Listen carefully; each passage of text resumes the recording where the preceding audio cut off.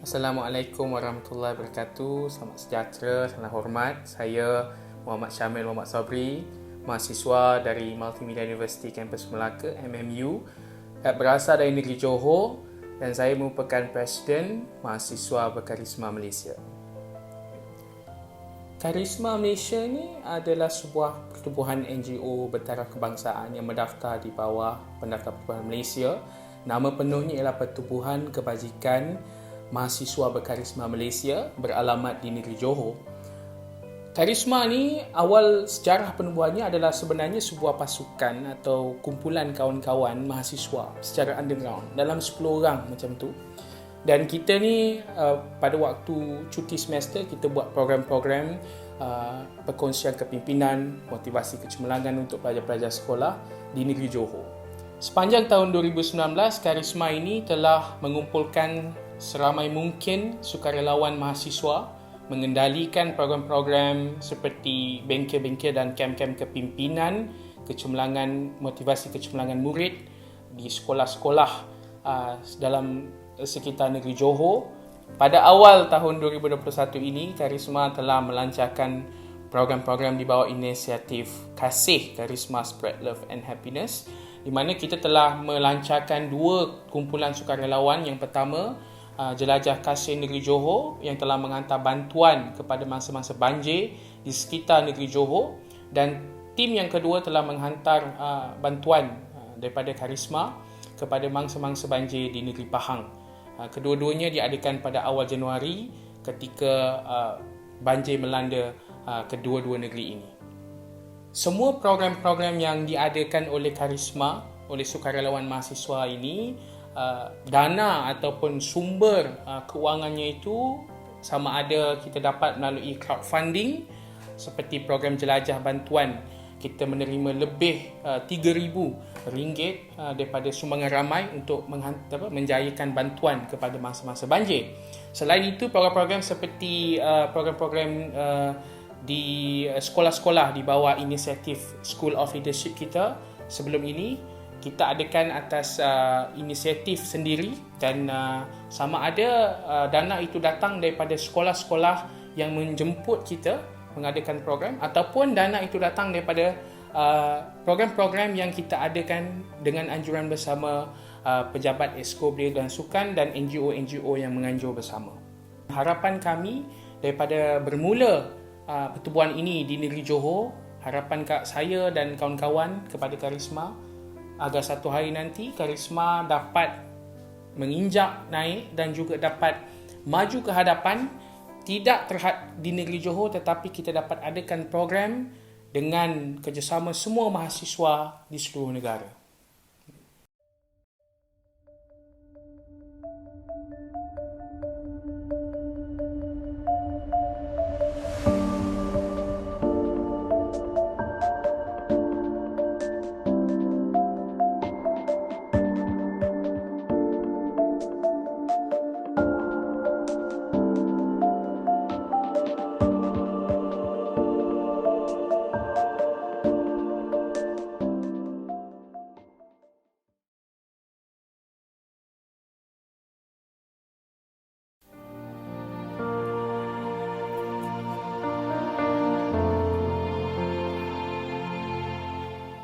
Unit Kasih Karisma Malaysia telah melakukan tinjauan di sekitar flat Lakin, Johor Bahru dan flat Sis Tulang, Johor Bahru. Ramai ibu tunggal yang memerlukan bantuan. Kebanyakan mereka bekerja sendiri, ada yang jual makanan, kuih muih, tiada pendapatan tetap. Bantuan kita kumpulkan dan berikan terus kepada mereka untuk bulan Ramadan ini. Setakat ini maklumat yang kita terima hampir 200 penerima yang benar-benar memerlukan. Seramai lebih kurang 300 gelandangan yang kita dapat maklumat yang sangat memerlukan, perlukan bantuan makanan setiap hari di sekitar Bandaraya Johor Bahru, termasuk 500 orang gelandangan di Bandaraya Kuala Lumpur. Tim Sukarelawan Mahasiswa Karisma Malaysia akan menjayakan misi bantuan pada bulan Ramadan ini.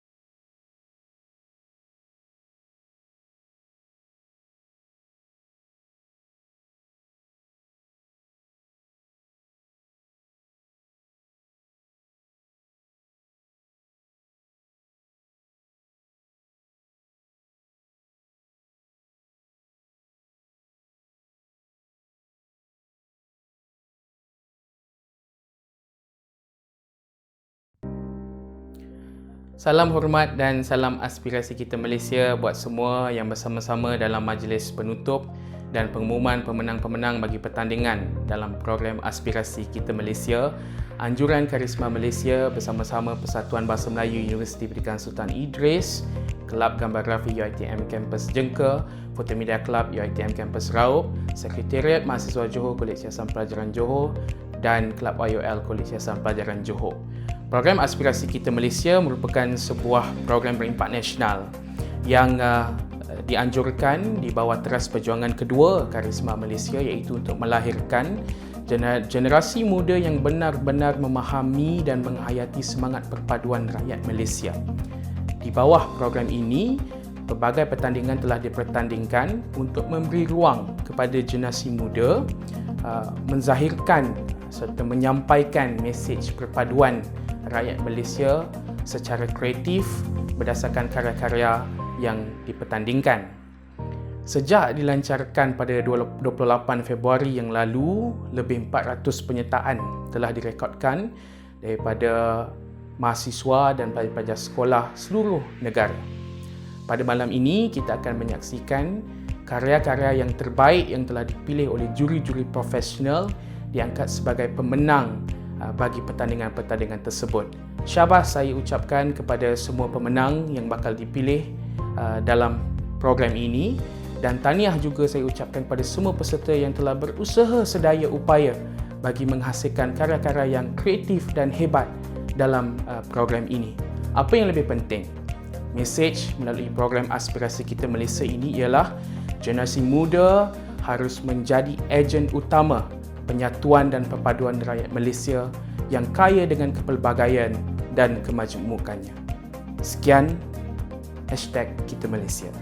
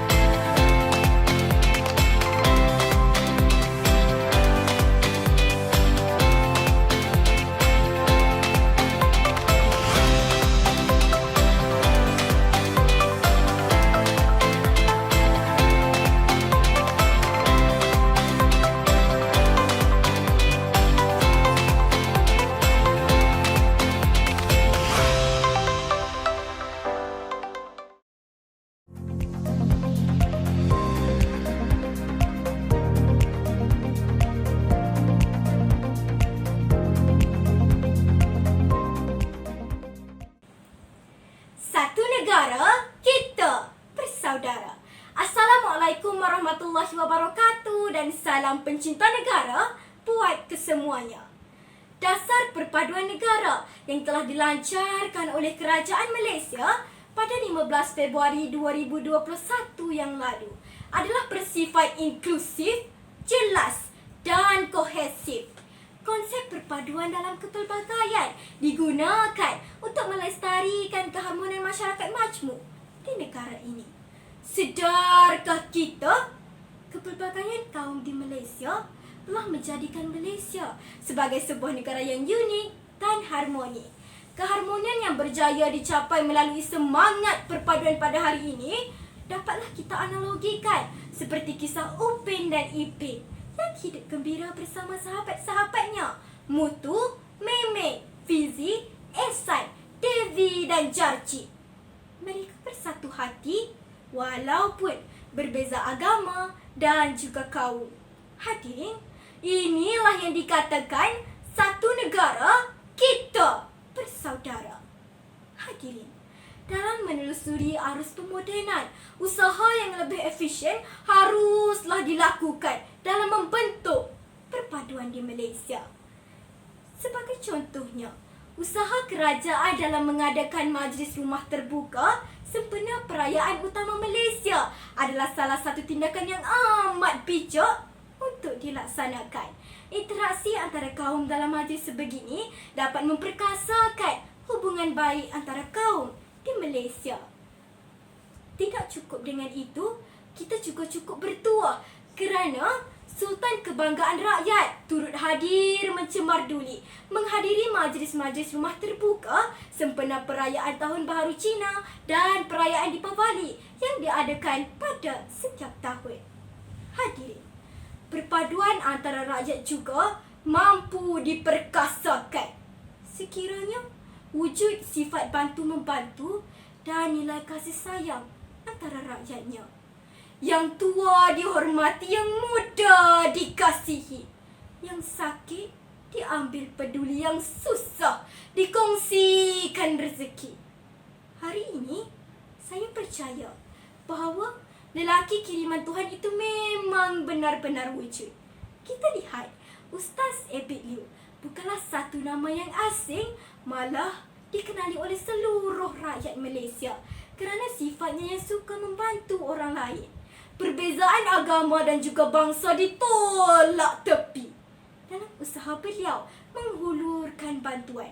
Baru-baru ini, video Ustaz Abid Liew tampil menghulurkan bantuan di pedalaman orang India yang telah dikongsikan di saluran YouTube telah mendapat tontonan sebanyak 495,568 kali.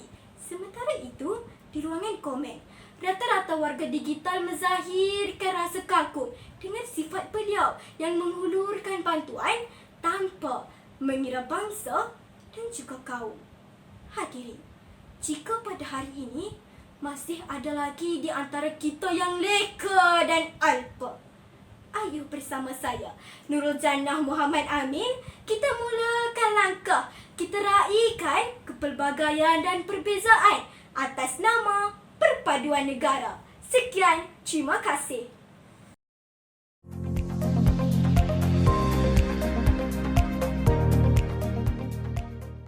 Di saat terletusnya letupan bom di Hiroshima dan Nagasaki, Jepun rebah tersungkur menyembah bumi. Mereka dikabarkan memerlukan 100 tahun untuk membinanya semula. Namun, mereka cuma mengambil masa beberapa puluh tahun saja untuk membina negara dan rakyatnya. Terima kasih penganjur acara, kombinasi kehakiman, saudara dan saudari serta seluruh warga dunia. Salam perpaduan dan salam satu Malaysia. Assalamualaikum warahmatullahi wabarakatuh. Saya Nur Azlaina Aida binti Azhar, bangsa Malaysia. Ketahuilah, pelbagai bangsa bukan sekadar warna di atas fabrik. Sebaliknya, ia adalah benang-benang yang menyulam. Saudara dan saudari, apakah yang dimaksudkan dengan makna perpaduan? Saya teringat akan peribahasa yang berbunyi, seikat bak sirih, serumpun bak serai. 63 tahun Malaysia merdeka, saya tidak dapat menipu anda dengan menyatakan bahawa selamanya kita aman dan penyatuan kita tidak punya ranjau. Bumi bertuah ini pernah merasa sakit, perit, menangis dan merintih kerana menyatukan warna kulit yang berbeza, agama yang berbeza, kefahaman yang berbeza. Umpama menghela tali jala, rasa tegang dikendurkan, rasa kendur ditegangkan. 13 Mei 1996, kontrak sosial, institusi beraja serta puluhan lagi isu yang menekan bangsa Malaysia sehingga takut pada sejarah. Tetapi akhirnya, kita bangun sebagai bangsa yang besar, berani dan bermaruah. Kerana bangsa Malaysia percaya, cinta akan negaranya bermakna menerima tanpa syarat. Sayang akan negara bermakna berkorban apa saja. Kasih akan negara bermakna berkongsi segala apa yang kita ada. Lihatlah ke lantai sirah, betapa bijaknya baginda Muhammad yang menghamparkan serbannya agar setiap penjuru dipikul oleh puak yang berbeza, mengangkat Hajaratul Aswad kembali ke data asalnya. Benar kata Tun Dr. Mahathir Mohamad, manusia lemah sekalipun jika bersatu padu mampu menggoncangkan dunia. Demikianlah kesannya perpaduan. Demikian indahnya si ikat bak sirih, serumpun bak serai. Hadirin, pada hari ini bangun dan berjanjilah kita akan perangi perkauman, penindasan, pemusuhan dan pengkhianatan. Bisikkan di telinga anak-anak kecil, tumpahkan taat setia, sesetia Hudhud pada Sulaiman. Genggam eratlah tangan-tangan kita, segenggam erat Ismail kepada Ibrahim. Hiduplah nikmat keamanan, laksana musafir yang haus di padang pasir. Hadirin sekalian, jika perpaduan umpama kesabaran mengait selembar benang, sabarlah, bersabarlah sehingga ia menjadi kain. Demikian makna sebuah perpaduan. Buat bangsaku Malaysia, teruskanlah berkongsi nikmat dunia ini. Makmurkanlah bumi ini dan simpurkan taat setia yang tidak berbelah bahagi. Demi Malaysia, hatiku, jiwaku, nadiku akan terus tertanam terpasak di sini. Kerana di sini lahirnya sebuah cinta. Sekian, terima kasih.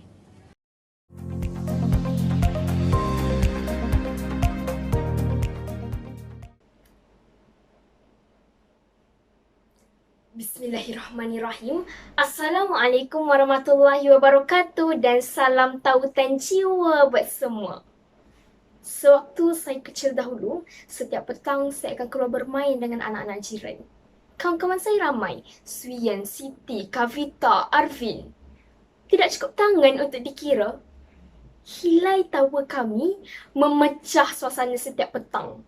Kami bergurau, berpelukan, berkongsi makanan dan berkongsi segala-galanya. Tanpa pernah kami hirau tentang agama atau warna kulit sesama kami. Waktu itu, usah ditanya kepada kami erti perpaduan.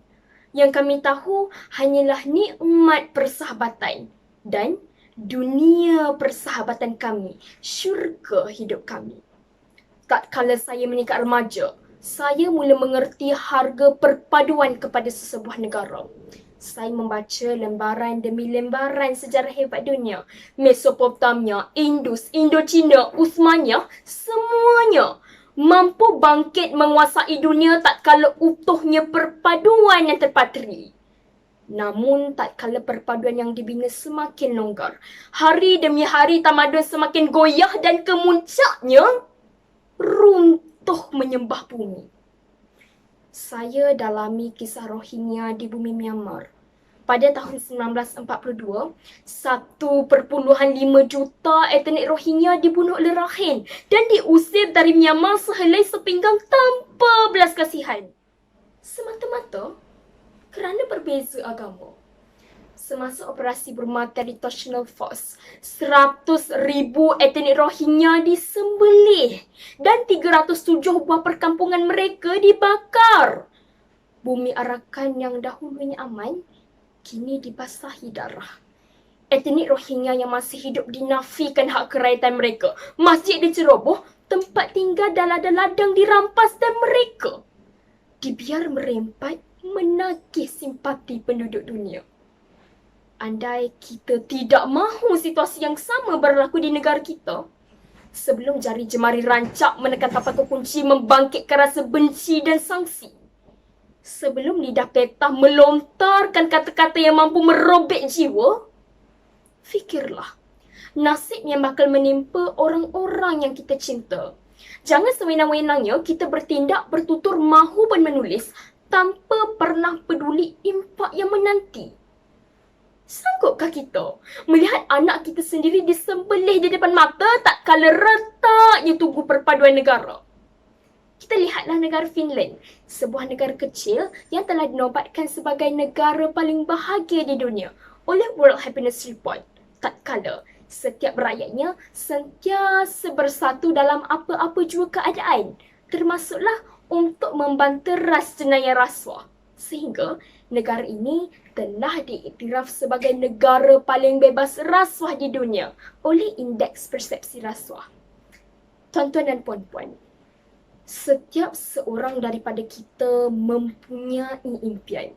Kita mahu hidup selesa, kita mahu hidup tenang, kita mahu nikmati hidup bahagia dengan orang-orang yang kita sayang. Maka, mari bersama-sama kita bajakan pohon perpaduan biar subur menghijau. Pucuknya menjulang langit, akarnya mencengkam pasak bumi. Agar segala impian kita jadi realiti. Sekian, terima kasih.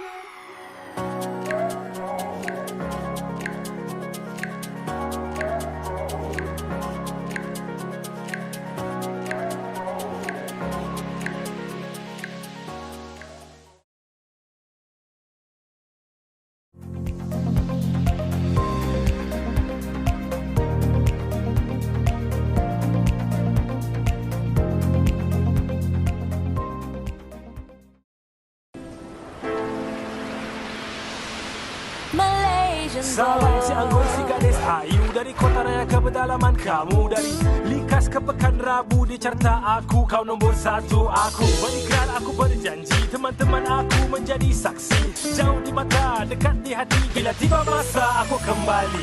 Bawaku kemana saja kau suka. Timur, selatan, barat atau utara. Dampingi aku selalu. You'll be my Malaysian boy. Malaysian boy. 每個靚邊都係屋企，梗係馬來西亞呢塊土地，全世界呢度最。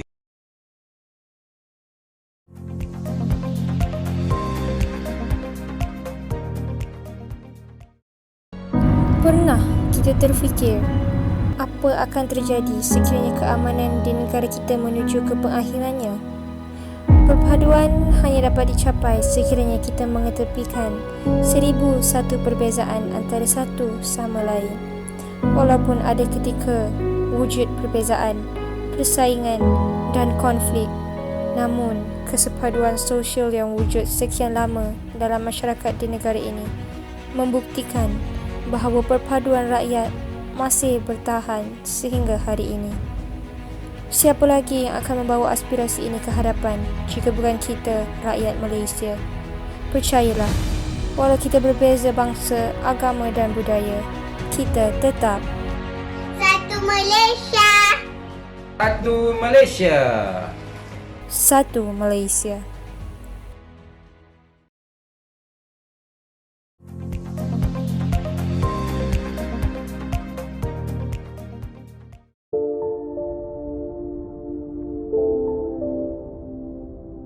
Perpaduan bukan saya, awak atau mereka. Perpaduan adalah kita.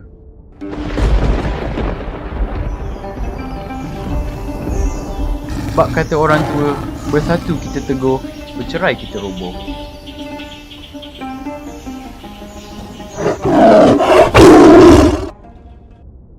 Mustahil bagi sesebuah negara untuk berdiri tanpanya.